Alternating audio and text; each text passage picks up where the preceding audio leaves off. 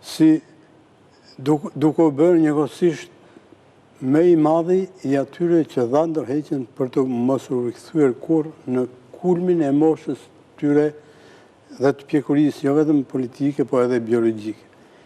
Në moshën 53 vjeçare, Fatos Nano, ndoshta duke njohur edhe vetë ADN-n e politikës shqiptare dhe të popullit shqiptar, tregoi me qëndrimin e tij që duhet të largohem duhet të ikë për të mos u kthyer më, sepse bëri një luftë me sakrifica të mëdha. Në fillim mori në 91-shin, në parantezë, në 91-shin kur u bën zgjedhjet e para pluraliste në Shqipëri, në periferit dhe kudo jashtë Tiranës, përflitej një intelektual i ri, i pa dëgjuar askush nuk e njihte, i cili arriti i vetmi, ndërkohë kur kishte humbur në Tiranë Ramiz Alia, arriti të dilte në balotazh dhe të fitonte. I vetmi i majt që fitoi në Tiranë dhe ku në zemrën e Tiranës ishte edhe zemra e demokracisë në Shqipëri.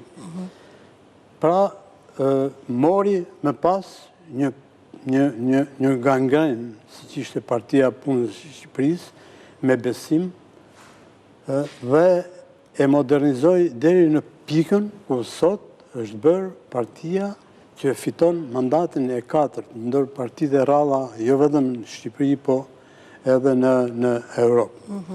Nga ana tjetër, sigurisht, unë mendoj që Fatos Nano do të mbahet mend si një mendje hapur, si një njeri i ditur, si një njeri ku kishte rënë në dashuri me kulturën dhe me mendjen, do të mbahet mend si një njeri ku zëvendësoi pushtetin e konfliktin me pushtetin e ideve, ku zëvendësoi luftën e egër me dialogun e të tjerë dhe fakti që Fatos Nano ul me njeriun i cili kishte sponsorizuar direkt burgosjen e tij politike bashkë me të tjerë, Sali Berishën, për të bërë marrëveshje, për të ulur tensionet politike, tregon se sa larg ishte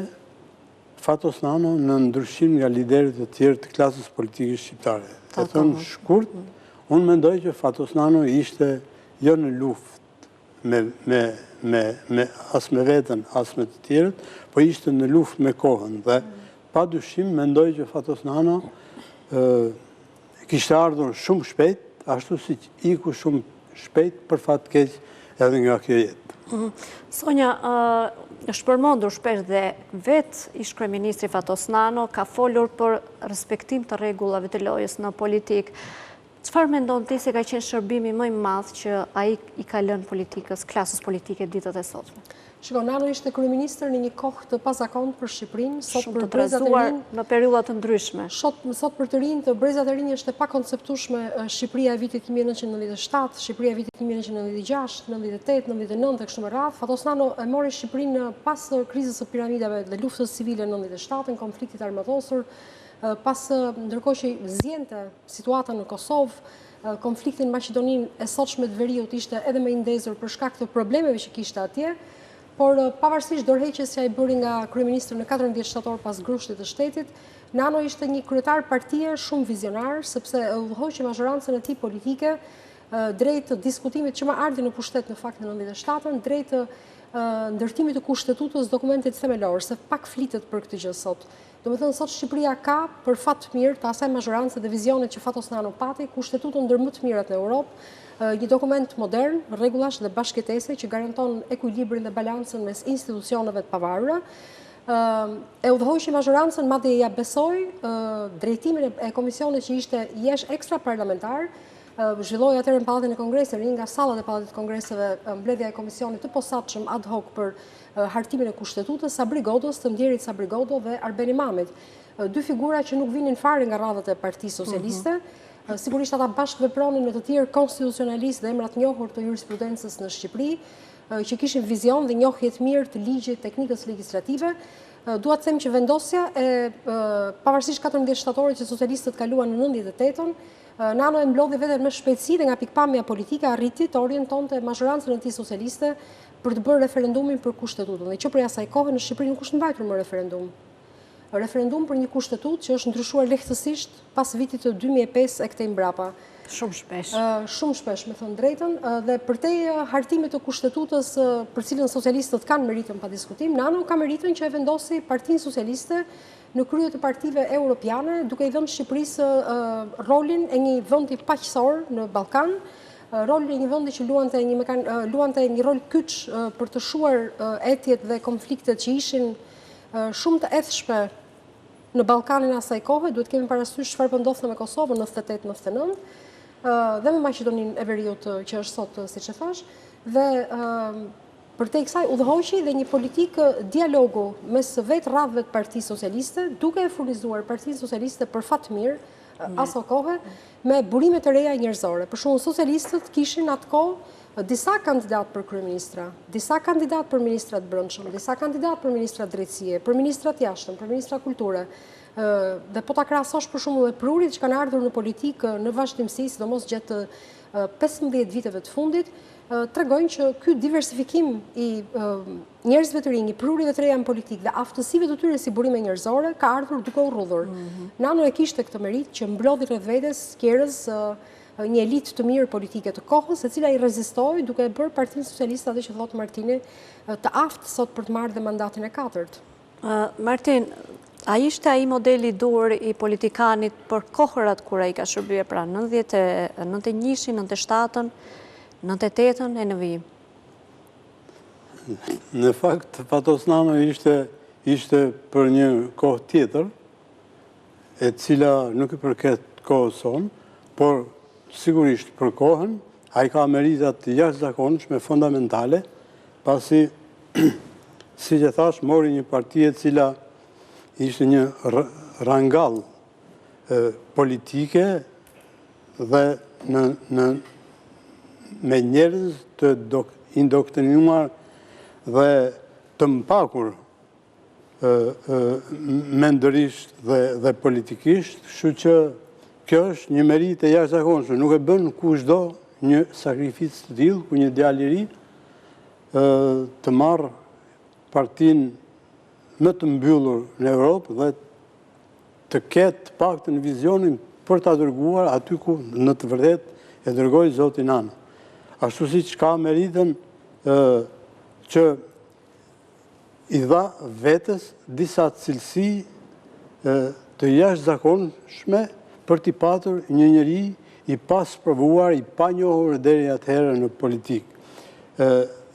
Kam parasysh këtu përveç këtyre komportimin e madh që ai kishte për shembull me drejtori Gollin në kongresin e 10 të Partisë Socialiste, domethënë shndërrimi i Partisë Punës në dhe me intelektual të tipit më i Komzeqo të tjerë, mund të përmend plot Turuka e tjerë dhe kjo lloj komportimi, po duke mos hedhur me njëherë pjesën më të vagullt të partisë së vjetër, por me emër të ri tashmë, tregoi që ai ishte edhe trim, gjë që e tregoi edhe në kohët e mëvonshme. Mbaj mend që ditën kur prokurori i përgjithshëm Alush Dragoshi në 93-shin kërkoi heqjen e imunitetit të Fatos Nanos, ndodhi diçka shumë e rëndësishme për të kuptuar ne se çfarë po ndodh. Nga klinika që quhej klinika e udhëheqjes atëherë, u nxor Gzim Gjata, doktori i famshëm i fëmijëve, dhe ja dhan shtëpinë e tij Alush Dragoshit, sigurisht si kompensim për të arrestuar, për të kërkuar heqjen e imunitetit dhe për të arrestuar Fatosnanën. Ditën kur Fatosnanës do të hiqej imuniteti, në orën 10, unë bashkë me të, i kam marrë të intervistë, që është botuar në datën 20, intervistën e kam marrë me 27, para ditën në 10 dhe me 28 ka dalë gazeta dhe ja çfarë deklaron. Berisha mund të zgjasë disa ditë pushtetit ti totalitar, por asnjë skem e tij nuk ka të ardhme pasi sponsorizuesit e Berishës mendojnë që në Shqipëri mund të vazhdohet të terrorizohet populli me skemat e diktatit të Enver Hoxhës. Domethënë, pas kësaj, unë i bëra një pyetje tjetër jashtë intervistës krejt njerëzore. Edhe ditën që është thirrur në prokurori, nga e cila rezultoi që ai u thirrë në prokurori dhe përfundoi në burgun 313. Jashtë të gjitha procedurave tjera. Edhe duke biseduar me të, a ke frikë? Jo në kuptimin a ke frikë për të shkuar në burg, po a mendon që do ndodhë diçka, se ti po thrish mos ndodhë ndonjë gjë tjetër? Në korat pas zakonta? Po, pa dyshim. Edhe përgjigja ishte e thjeshtë, aty unë kuptova gjithçka. Sali Berisha dhe pushteti i tij, të cilin ka instaluar dhe po vazhdon ta përdorë në Shqipëri, sigurisht mund pritet gjithçka edhe ajo që sa po përmendet ti më tha. A Rrëfeu ai që kishte frikë të Rrëfeu? Po, absolutisht nuk kishte asnjë lloj. Jo, Fatosnano ishte i përgatitur. Siç e ka thënë vetë në intervista të shumta, ai thoshte vazhdimisht jam i përgatitur për 10 garësh. Është gara e parë. Kështu që e gjitha kjo tregoi që ai ishte i përgatitur për këtë 10 garësh, iku në burg ashtu siç i ka hije, qëndroi në burg ashtu siç i ka hije, nuk u step para asnjë lloj presioni dhe izolimi të tmerrshëm, të cilën unë e kam provuar vetë dhe e di, ashtu siç nga qelia vazhdimisht mbajti kontakte, organizoi dhe udhëhoqi një parti duke e bërë edhe në ato kushte partinë më demokratike në Shqipëri. Më tolerante, pra. Ai ka pasur një tolerancë dhe është theksuar edhe fakti që nuk u akmor demokratike drejtimi. As ndaj rivalve apo ish ministrit të cilët shpesh thuhet që është një i burgosur pra politik. Sonja Ndjes, çfarë do të veçoje nga ana cili mendon ti se ka qenë momenti ti më i vështirë? 14 shtatori, pa diskutim ka qenë një ngjarje shumë e vështirë. Viti 2001, lufta e brendshme brenda Partisë Socialiste.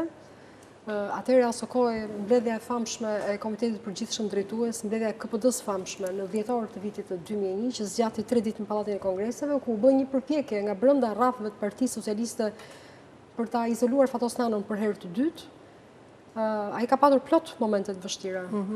Sigurisht 2002 ka qenë një moment i vështirë, por ai ja doli kur uli në tryezë kundërshtarin e tij politik Sali Berisha, me një javë të gjatë në kryesinë e parlamentit, në bisedime që vendosën një marrëveshje që provoi për herë të parë të vetë me një president konsensual që ishte Alfred Mojsiu, dhe një ndarje të ekuilibruar të pushtetit të politik, fal aftësisë që Nano kishte për të ndarë pushtetin, jo thjesht për të ndarë llokmat e pushtetit, por për të garantuar ekuilibër të qëndësishëm në respekt të forcimit dhe mbrojtjes së demokracisë së brisht në Shqipëri. Në Shqipëri mungonte dialogu politik, mungon edhe sot e kësaj dite që ne flasim, për shkak se kështu është ndërtuar marrëdhënia mes ish-kryeministrin Berisha, që ishte rivali i politik, janë zhvilluar disa takime mes tyre. Po, ai vitit të 2002 që po ju them në këto momente, dhe nuk ishte kollaj në atë kohë bisedoi me Berishën dhe ta mbajë një javë në kryesinë e parlamentit, ishte aftësia e Nanos pa diskutim të zhvillonte bisedime të tilla dhe të bënte disa koncencione të tilla, siç ishte për shembull avokati i popullit u vendos të zgjidhej nga opozita,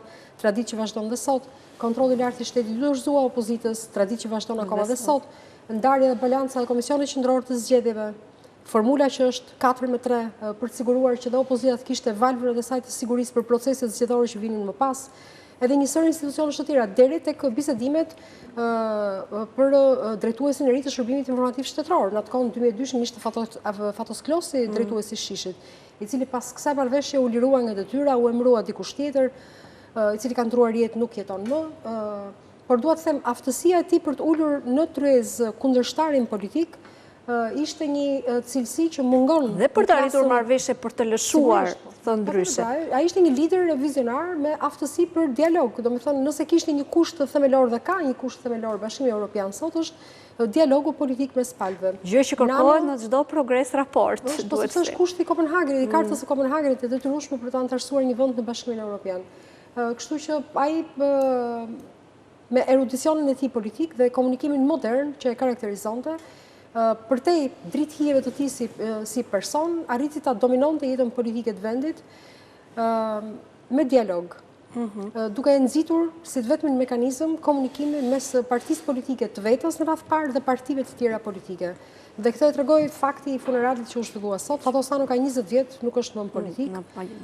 Nuk përfaqëson nga pikpamja shtetërore asgjë, por rrjeshtat e njerëzve që shkuan të jepnin lantmirë ishin në qindra. Martin, si e ndryshoi ish-kryeministrin Fatos Nano burgimi? Si e ndryshoi? Unë mendoj që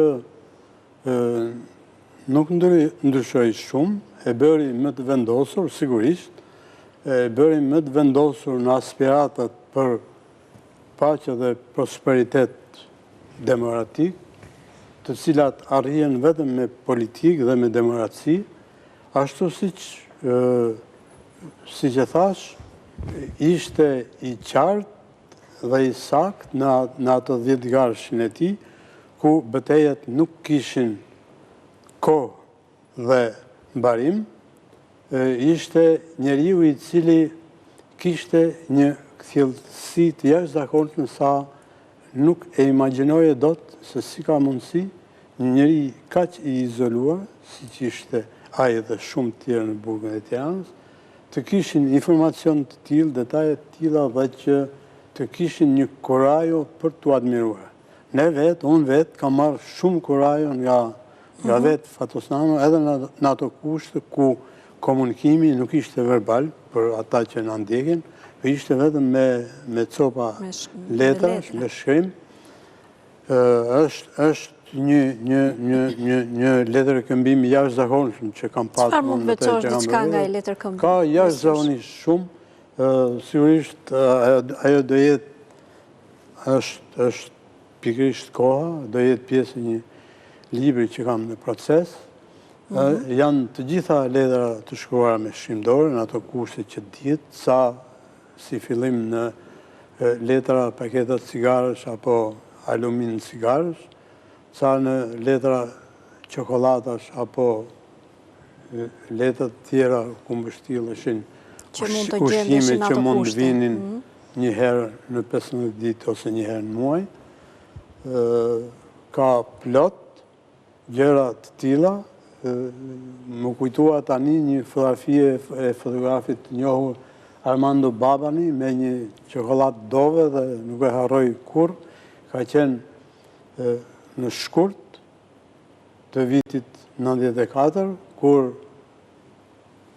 e dashura ime që është ime shoqe tani dhe Gjina ish bashkëshortja e Fatos Nanos, të cilën e ngushëlloj dhe e përshëndes njëkohësisht, kishin ardhur të dyja për të na sjellë ushqime së takimit zbret fjalë dhe avokati sigurisht avokatët Përparim Sanxhaku dhe Agim Tirana, njëri imi dhe njëri Fatos Nanos, kishin ngatruar çokoladat në sakt. Po ndërkohë në njërin prej tyre Anila e kishte, unë nuk e dija se që është Valentini, për herë të parë dëgjoja që ka një festë dashuruar. Po flasim për edhe ai në burg. Po. Dhe erdhi, unë e hënga një pjesë çokoladë, pjesën tjetër ja dhash policëve të burgut, se nuk i haja shumë çokoladët. Ndërkohë Fatosi e kishte ngërë çokoladën e vet edhe nga pak e grisë dhe kishte hedhur ato. Pas një 3 ditësh, Anila më dërgor në haber me avokatin. Si s'më një përgjigje, i kam dërguar një letër dhe s'kam letër asgjë. E shohën ato letër e qollaz, s'kishin asgjë të shkruar. I dërgoj një letër Fatosë, shifë sepse mos në ashtua dhe Fatosë i kishte mbledhur ato copat e letër, i kishte në gjithë. Edhe më shkruan dhe pasaj, në atë humorin e ti të zakonshëm, që merri të puthur të dashur shtenë dhe tjerë, por çokoladën e nga vetë. Do me thënë, ishte një njeri që kishte jashtëzakonisht humor, kurajo, dhe me forta ishte kur ne shkëmbeshim në korridor për të shkuar në hetuesi e burgut, kur na thrisin avokatët, dhe imagjinoj tani 2 njerëz të veshur me tuta, që njiheshin dhe ishin miq tashmë, dhe që shkëmbeshin pa u të akuar, pa asgjë dhe thjesht shkëmbenin fjalor. Në kushte kur ishin të prangosur, bile mbaj mend që në fillimet tona, prangat ishin nga ato prangat me që mbërthehen me vida, nga ato të komunizmit, dikur. Dhe ishte shumë e shëmtuar të shikoje një kapacitet tillë, një lider politik, një intelektual kalibri në ato kushte. Po ndërkohë, vazhdojmë të themi që në atë periudhë ishte jo vetëm Fatosë Nano, ishte gjithë byroja politik, ishte Ramizalia, ishin gazetarët, isha unë dhe Aleksandr Frangu dhe të tjerë para meje që kishin qenë me ditë, që nga Muharrem Meko dikur, Thoma Gëllçi, Zhupa e tjerë, do më thënë. Pasaj kishin filluar intelektual të tjerë të kalibrit të bankave, Ardian Gjyheri, Hoti e tjerë. Mëtej biznesmen të njohur e të suksesshëm, përmend Vasil Naçin e të tjerë, do të thënë ishte në një farë mënyre gjithë pjesa e intelektuale dhe shoqërisë shqiptare në një burg. Do të thënë, i jap të drejt heret Fatosë Nanos, kur thoshte që atë që po gatuan të Sali Berisha dhe vendosmëria ti që në atë kohë, se asnjë filozofi e tillë nuk ka të ardhme dhe asnjëherë koha e Enver Hoxhës nuk do të kthehet më. Dhe për atë luftoj dhe punoj deri në fund të jetës vetë politike dhe biologjike. Dhe tregoj edhe me fakte, pra pasi doli nga burgu,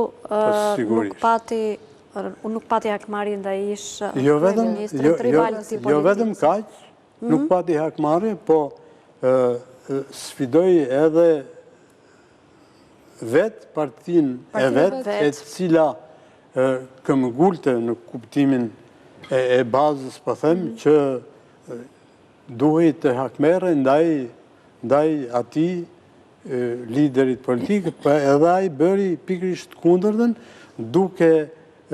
duke ndaluar turmat e njerëzve dhe duke hapur mendet e njerëzve se në demokraci, hakmarrja duhet zëvendësohet me tolerancë. Dhe këtë bëri Fatosë Nano. Dhe këto dhe shumë tjera nuk mund t'i harrohen, ashtu siç mendoj që vizioni i tij ishte jashtë çdo lloj parashikimi. Mendoj që nuk ka qenë fare e rastësishme këmbgulja dhe thërritja e Edi Ramës në kabinetin e vetë qeveritar, dhe unë jam i sigurt që Fatosë Nano që në atë kohë në mendjen e vetë e ka piketuar pasardhësin e vetë. Për këtë do flasim në pjesën e dytë, do të kemi një shkëputje të shkurtër publicitare dhe rikthehemi shpejt. Ky morte u pam. Politika brenda dhe jashtë kufive la pas mosmarrveshje dhe u bë bashkë të diel për t'i bërë nderimet e fundit Fatosë Nanos, liderit që me vizion i tregoi edhe kundërshtarëve se hakmarrja nuk është virtyti i tij. Pasi u bë shkak për qëndrimin e tij në burg për 4 vite, Sali Berisha së paku në vdekje u tregua i sinqert, e respektoi dhe nuk erdhi në omazhe, por në emër të PD-s dërgoi Flamur Nokën, të cilëve ju bashkuan dhe të tjerë aleat. Jo vetëm brenda, por Fatos Nanon e nderuan dhe politikanët nga trevat shqiptare. Kreu i BDI-s Ali Ahmeti dhe Bujar Osmani lanë zgjedhjet lokale në Maqedoninë e Veriut për të qenë në Tiranë në përcjelljen e ish kryeministrit Nano. Edi Rama dhe Albin Kurti shtrënguan duart me njëri tjetrin pas përplasjes në distancë së fundmi, ndërsa u pan duke biseduar përgjatë parakalimit të kortezhit në bulevardin Dëshmorët e Kombit. Nuk dihet se për çfarë po bisedonin dy liderët, por diçka është e sigurt që Fatos Nano i bëri dhe një nder të fundit politikës, bëri bashkë dy kryeministra shqiptar të Tiranës dhe Prishtinës. Në ceremoni mungoi presidenti Bajram Bega, i cili prej ditësh ndodhet në një vizitë jashtë shtetit, ndërsa të shumt ishin bashkëpunëtorët e Nanos, të cilët e nderuan për herë të fundit. Për të gjithë ata të cilët ishin sot për të nderuar, politikan nga Kosova, nga Maqedonia e Veriut, personalitete më të larta të vendit, ndërkohë mungoi ish kryeministri, rivali politik dikurshëm i Fatos Nanos dhe sot i Edi Ramës, Sali Berisha. Si e sheh mungesën e tij? Zoti Berisha ishte shumë mirë që bëri një mesazh ngushëllues gjatë pas momentit që u mor vesh humbja e jetës së zotit Nano. Personalisht do të kisha dashur që zoti Berisha sot ishte bashkë me familjen e tij në ngushëllimet për zotin Nano. Kështu do të kisha dashur. Mendoj se ai ka qenë, më fal Martin, ai ka qenë ish president Republike, ish kryeministër. Berisha dhe ka ndarë me Fatos Nanon ditë të vështira, dhe shumë të vështira për Shqipërinë. Dhe mendoj që do t'i kishte bërë nder dhe historisë të tij politike, nëse ai sot do të kishte kapërcyer atë prag për t'i vendosur një kuror me lule mbi arkmërt. Unë do ta kundërshtoj Sonilën. Në fakt, për mua, Sali Berisha sot bëri aktin më normal që mund të bëj një njeri, i cili tashmë e di se çfarë i ka shkaktuar paraardhësit e tij, zotit Nano, me burgun dhe shumë gjëra të tjera, siç është 14 shtatori e tjera. Mendoj që përtej hipokrizisë, Fatos Nano arriti që, siç e tha edhe Edi Rama në fjalën e vet, arriti që të bëj që të gjitha ata që morën gur nga shpellat ku rritën shpellat politike, hodhën gur mbi Fatos Nanon, t'i kthej në bumerang dhe t'i bëj që të gjithë të shprehnin ngushëllime për Fatos Nanon. Jam padyshim i çuditur ku që nga Sali Berisha, prokuror dhe gjykatës që kanë urdhëruar dhe kanë firmosur fleta arrestit dhe kanë kërkuar dënimin me 14 vjet burg të Fatos Nanos, u detyruan të shprehin ngushëllimet e tyre për Fatos Nanon, tregon për atë fuqi mendje hapur që kishte Fatos Nanon për të bërë njerëzit për vete dhe për të vlerësuar ato që sot nuk vlerësohen në politikën shqiptare. Pavarësisht kohës, pa dyshim. Puna në atë kohë ka qenë tjetër dhe raporti ose vlerësimi për njëri tjetrin ose për ish kryeministri ka qenë tjetër. Sot, Fatos Nano ka ikur nga kjo botë, por ka lënë pas një trashëgimi të paqmuar politike. Unë mendoj që Fatos Nano ka lënë një manual, një master për të studiuar në politikën shqiptare sot dhe më vonë, nga brezat e politikanëve që do të vinë në Shqipëri. Në gjithë veprimtarinë e vet politike, ai, siç e thash, dhe kam parasysh një status, ndër statuset e para që u shkruajtën nga njerëz publik, kam parasysh statusin e gazetarit të njohur që ju e keni edhe drejtues në ABC Sokol Balla, i cili e admironte në statusin e vet për mënyrën e ikjes. Diti të ikte dhe kjo nuk është pak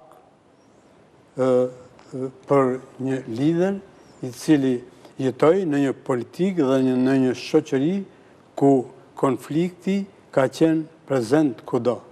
Imagjinoni çfarë kontrasti ishte sot edhe në kronikën që pam, kur arkivoli me trupin e të nderit Fatos Nano shkon përpara kryeministrisë dhe nderohet nga qindra njerëz qytetarë të Tiranës dhe rrethet të ndryshme me atë që i bëri politika e Partisë Demokratike dhe Sali Berishës liderit të dhjetorit Azem Hajdari, me një funeral të përdhunuar keq nga militant, nga njerëz, nga hakmarrës, nga një situatë kaotike ku deshin të dërgonin Shqipërinë në një luftë civile. 14 shtator. 14 shtatori është një nga ditët më të zeza të historisë Shqipërisë.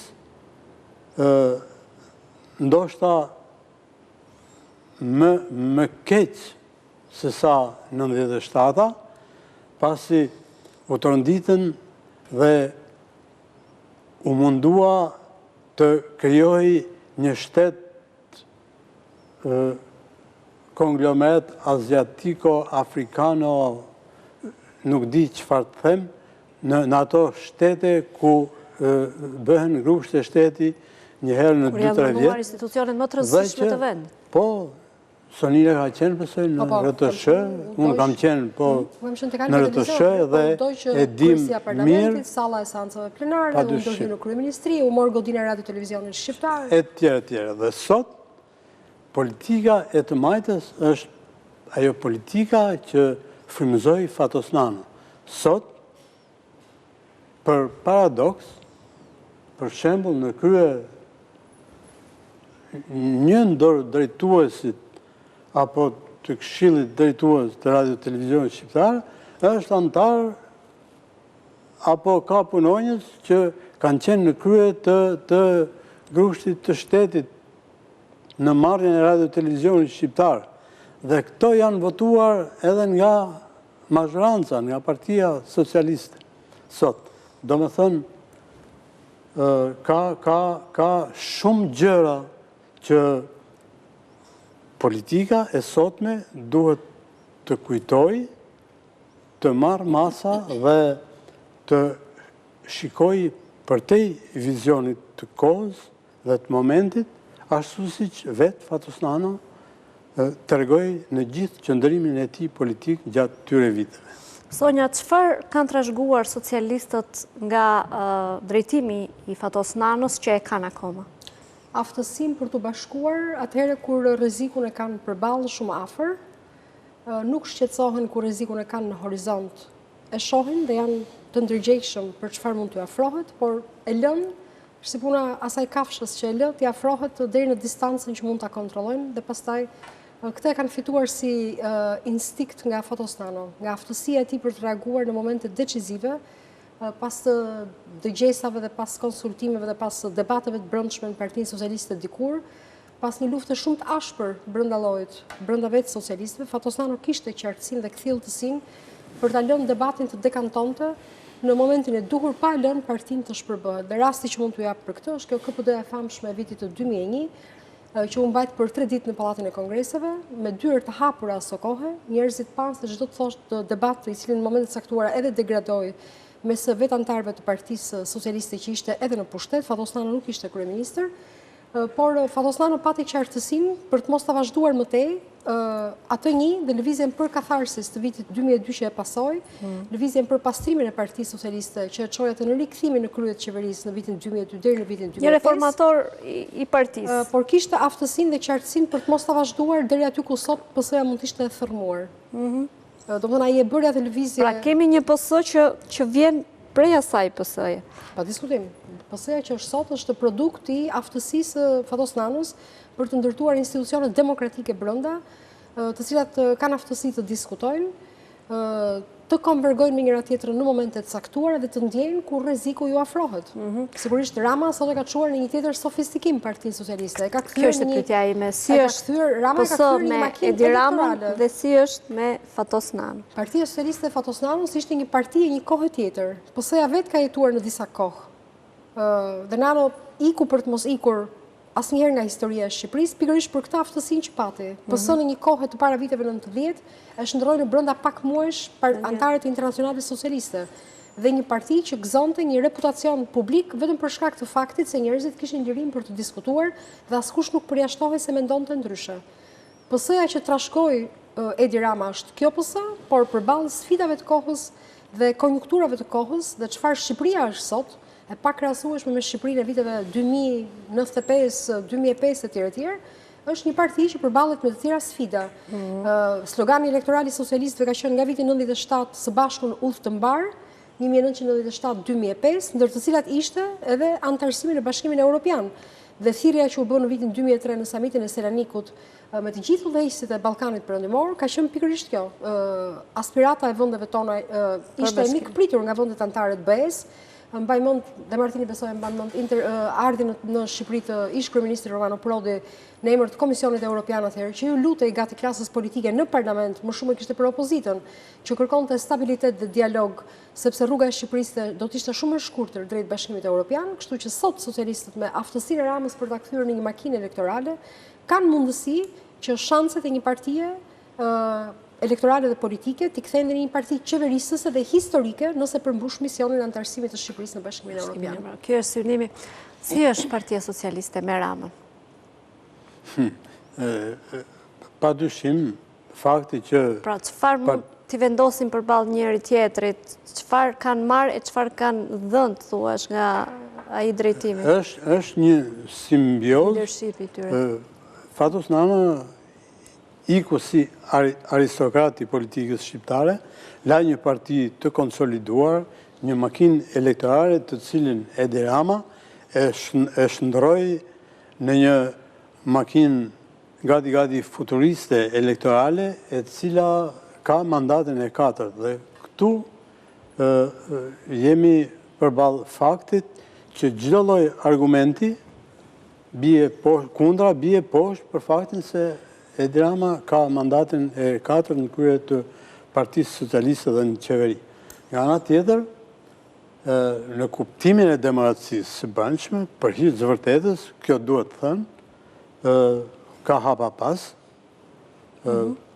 Partit duhet të demokratizohen, të dyja partitë e mëdha. Ka një centralizim pushtetit të i pari tyre, pra të Edi Rama. Pa dyshim, e kam thënë, nuk kam ndrojt të them asnjëherë që këto janë dy parti të kryetarëve të tyre dhe duhet që nëse duan të demokratizojnë Shqipërinë, duhet të demokratizojnë partitë e tyre. Po nuk demokratizuan partitë e tyre, sigurisht edhe demokracia e Shqipërisë do të qalojë. Nga ana tjetër, unë mendoj që me që po flasim për Fatos Nanon, shumë, një pjesë ndoshta jo shumë e madhe, po ndoshta e rëndësishme e Partisë Socialiste, nuk e meritonin dhe nuk e meritojnë Fatos Nanon dhe emrin e tij. Prandaj, unë mendoj që për tej makinës elektorale, për tej një tur me njerëz dhe fuqie që ka Partia Socialiste për të marrë vota, duhet të integrohet më shumë, duhet të kthej vëmendjen nga demokratizimi real i partisë, duhet të shtoj frymën e debatit të brendshëm për të arritur në konkluzione që bashkë me makinën elektorale, bashkë me demokracinë e brendshme, të bëjnë të mundur që reformat mos ngadalësohen, hakmarrja t'ia zër vendin tolerancës, fundamentalizmi, progresizmit e shumë gjë cilësi tjera, të cilat vetëm me demokratizimin e partive mund të arrihen. Nëse nuk arrihet kjo, atëherë ne kemi frikë se do të rrëshqasim në një autoritarizëm me pasoja pak timpas. Këto elemente, ku i shef në praktikën e përditshme të politikbërjes së kryeministrit edhe në raport me opozitën dhe në raport me institucionet? Po tani, unë thash, dikur, ne jemi dëshmitarë që çdo vendim i rëndësishëm i partisë merri në strukturat bazë. Sigurisht, propozoheshin edhe nga kryetari e tjere, por vendimet merreshin në strukturat përkatëse, që janë kryesia e vogël e partisë, komiteti përgjithshëm drejtues i partisë dhe organizatat bazë apo çka quhen ato komiteti përgjithshëm drejtues që është shtuar tani e tjerë. Edhe këto formalitete nuk e shohim sot. Ne kemi kohë që shohim një kryetar partie që shkon, flet, bën qeverin, largohet dhe iken. Nuk shohim asnjë lloj kundërshtimi, ore le të thonë po të gjithë, po ta thonë. Ka shumë pak zë. Duket ndonjëherë sikur në Partinë Socialiste i vetmi socialist është Erion Baçi.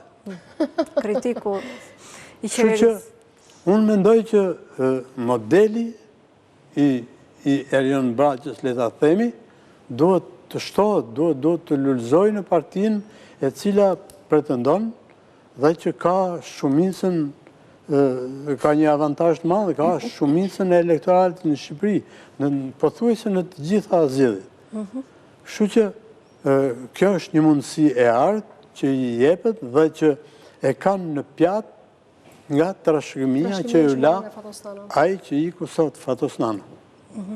Unë i falenderoj të dy për rrëfimet dhe për kujtimet që ndatë së bashku këtu në Newsroom. Do shihemi të dielën e ardhshme, ndërkohë unë juftoj të mos largoheni nga ABC News, pas pak vjen emisioni investigativ i kronikës Gjërat tona nga Etleva Delia. Natën e mirë.